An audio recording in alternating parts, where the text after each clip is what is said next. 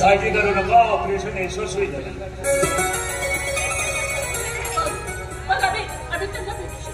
नाही नाही, सध्या त्यांना भेटतोय ना, त्यांना आरामाची गरज आहे. हा बाळा, हो रे बाळा, ते नक्की बरे होते आणि तुझ्यासोबत बोलतील सुद्धा.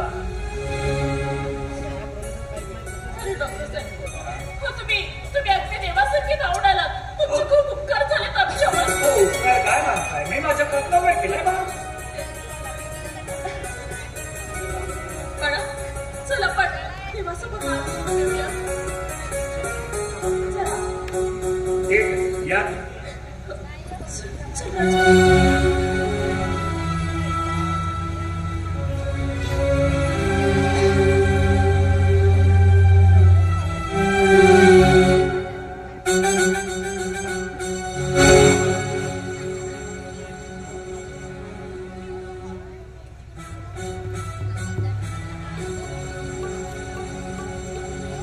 नमस्कार गोगा साहेब, डॉक्टर रंजन बोलतोय.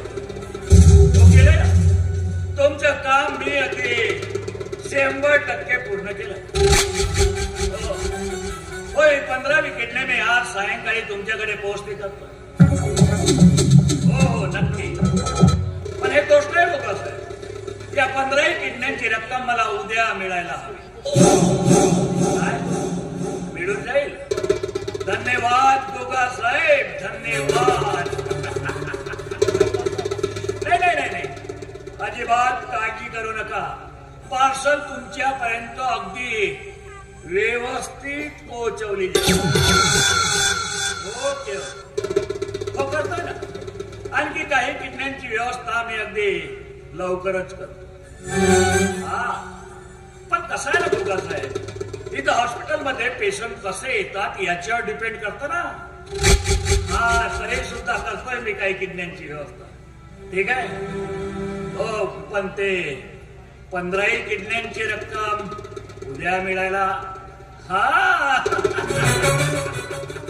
ठीक आहे साहेब, चला भेटूया. ओके.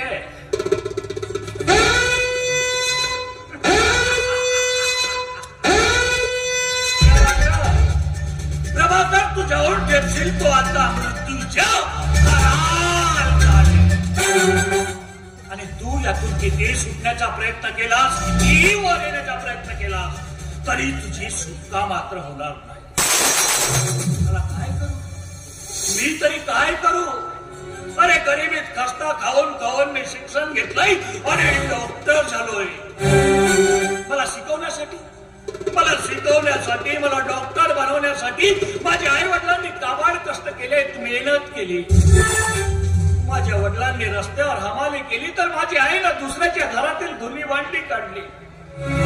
आणि शेवटच्या क्षणी त्या दोघांनाही पैशाविना स्वतःची प्राणज्योत मालवावी.